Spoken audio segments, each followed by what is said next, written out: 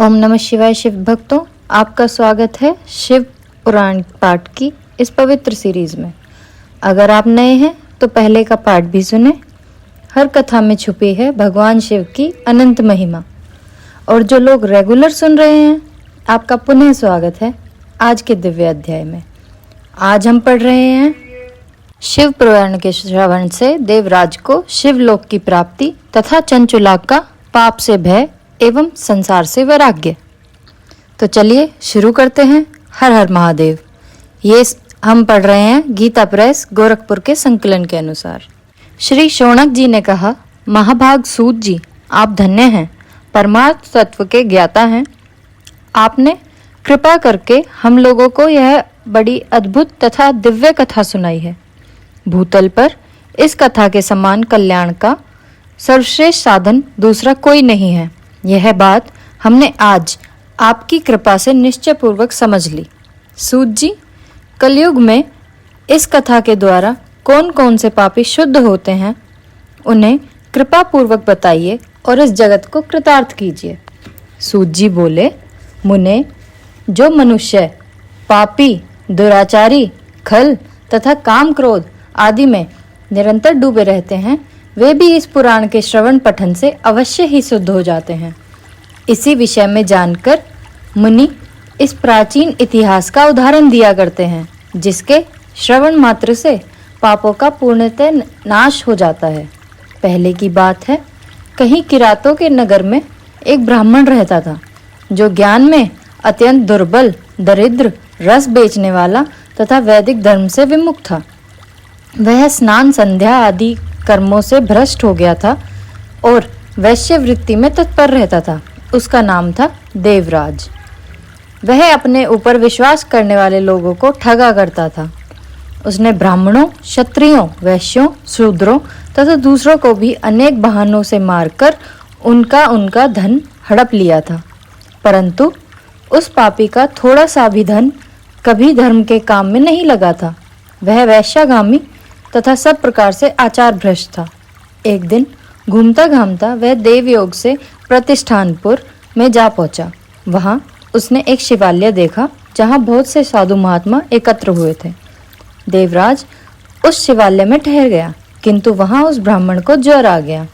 उस ज्वर से उसको बड़ी पीड़ा होने लगी। वहां एक ब्राह्मण देवता शिव पुराण की कथा सुन रहे थे। ज्वर में पड़ा हुआ देवराज ब्राह्मण के मुखारविंद से निकली हुई उस शिव कथा को निरंतर सुनता रहा। 1 मास के बाद वह ज्वर से अत्यंत पीड़ित होकर चल बसा। यमराज के दूत आए और उसे पाशों में बांधकर बलपूर्वक यमपुरी में ले गए। इतने में ही शिवलोक से भगवान शिव के पार्षद गण आए।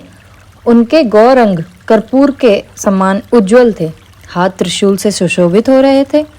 उनके संपूर्ण अंग भस्म से उद्भासित थे और रुद्राक्ष की मालाएं उनके शरीर की शोभा बढ़ा रही थीं। वे सब के सब क्रोधपूर्वक यमपुरी में गए और यमराज के दूतों को मार पीट कर बारंबार धमकाकर उनको देवराज को उनके चंगुल से छुड़ा लिया और अत्यंत अद्भुत विमान पर बिठा कर ले गए। उस समय यमपुरी में बड़ा कोलाहल मच गया। उस कोलाहल को सुनकर धर्मराज अपने भवन से बाहर आए। साक्षात दूसरे रुद्रों के समान प्रतीत होने वाले उन चारों दूतों को देखकर धर्मज्ञ धर्मराज ने विधि पूर्वक पूजन किया और ज्ञान दृष्टि से देखकर सारा वृतांत जान लिया। उन्होंने भय के कारण भगवान शिव के उन महात्मा दूतों से कोई बात नहीं पूछी, उल्टे उन सबकी पूजा तथा प्रार्थना की।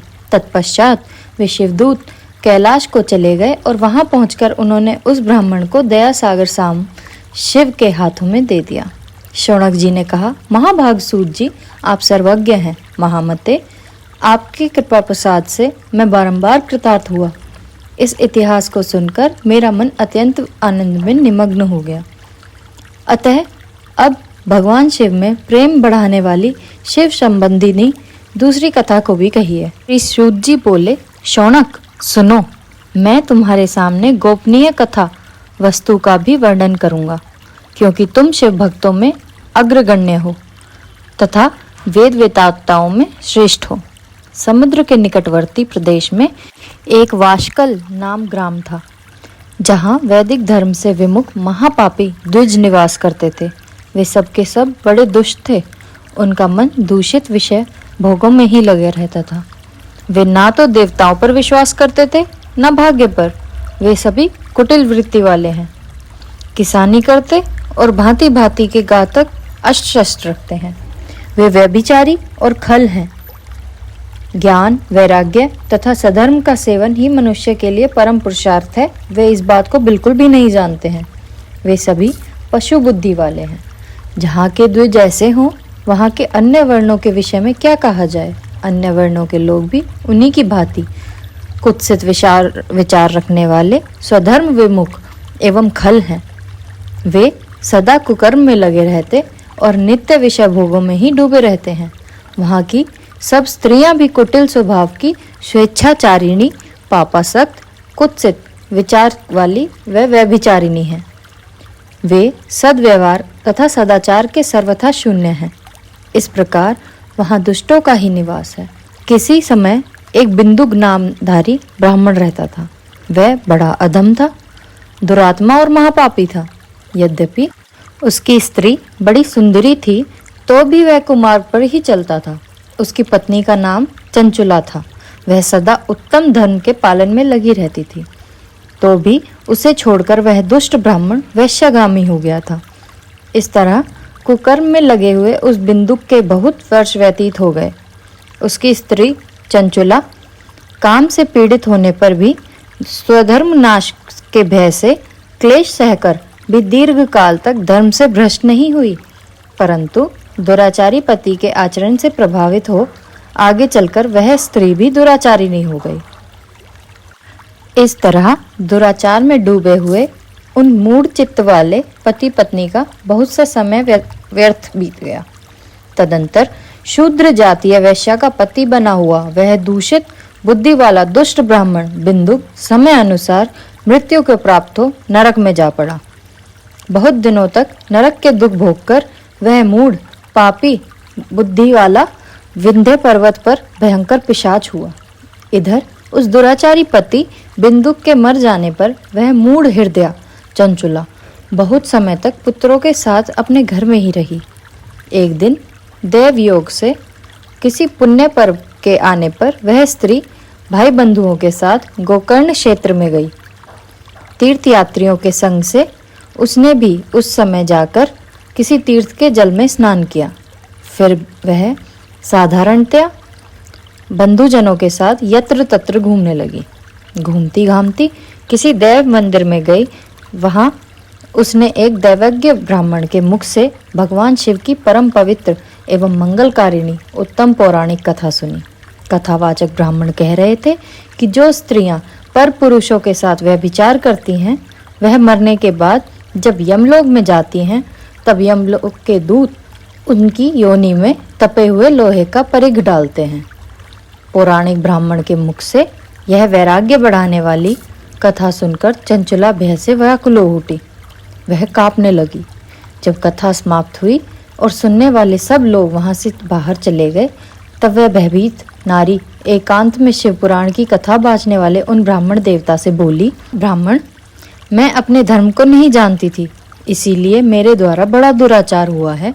स्वामिन, मेरे ऊपर अनुपम कृपा करके आप मेरा उद्धार कीजिए। आज आपके वैराग्य रस से ओतप्रोत इस प्रवचन को सुनकर मुझे बड़ा भय लग रहा है। मैं कांप उठी हूँ और मुझे इस संसार से वैराग्य हो गया है। मुझ मूढ़ चित्त वाली पापिनी को धिक्कार है। मैं सर्वथा निंदा के योग्य हूँ, कुत्सित विषयों में फंसी हुई हूँ और अपने धर्म से विमुख हो गई हूँ। हाय, ना जाने किस किस घोर कष्टदायक दुर्गति में मुझे पड़ना पड़ा, और वहाँ कौन बुद्धिमान पुरुष कुमार्ग में मन लगाने वाली मुझ पापिनी का साथ देगा। मृत्यु काल में उन भयंकर यमदूतों को मैं कैसे देखूंगी। जब वे बलपूर्वक मेरे गले में फंदे डालकर मुझे बांधेंगे, तब मैं कैसे धीरज धारण कर पाऊंगी। नरक में जब मेरे शरीर के टुकड़े टुकड़े किए जाएंगे, उस समय विशेष दुख देने वाली उस महान यातना को मैं कैसे सहूंगी। हाय, मैं तो मारी गई, मैं जल गई, मेरे हृदय विदीर्ण हो गया और मैं सब प्रकार से नष्ट हो गई, क्योंकि मैं हर तरह से पाप में ही डूबी रही हूँ। हे ब्राह्मण, आप ही मेरे गुरु, आप ही माता और आप ही पिता हैं। आपकी शरण में आई हूँ। मुझ दीन अबला का आप ही उद्धार कीजिए, उद्धार कीजिए। सूत जी कहते हैं, शौनक, इस प्रकार खेद और वैराग्य युक्त हुई चंचुला ब्राह्मण देवता के दोनों चरणों में गिर पड़ी। तब उन बुद्धिमान ब्राह्मण ने कृपा पूर्वक उन्हें उठाया और क्या कहा, ये हम जानेंगे अगले पाठ में। धन्यवाद दोस्तों, आपने आज का पाठ ध्यान से सुना, इसके लिए आपका हार्दिक आभार। ये पाठ हमने गीता प्रेस गोरखपुर की संक्षिप्त शिव पुराण जो हिंदी संस्करण है वहाँ से लिया है। अगर आपको वीडियो पसंद आया हो तो लाइक करें, कमेंट में अपने विचार ज़रूर बताएं और चैनल को सब्सक्राइब करना ना भूलें। हर नए पाठ की जानकारी के लिए बेल आइकन दबाना ना भूलें। मिलते हैं अगले अध्याय में, तब तक के लिए हर हर महादेव।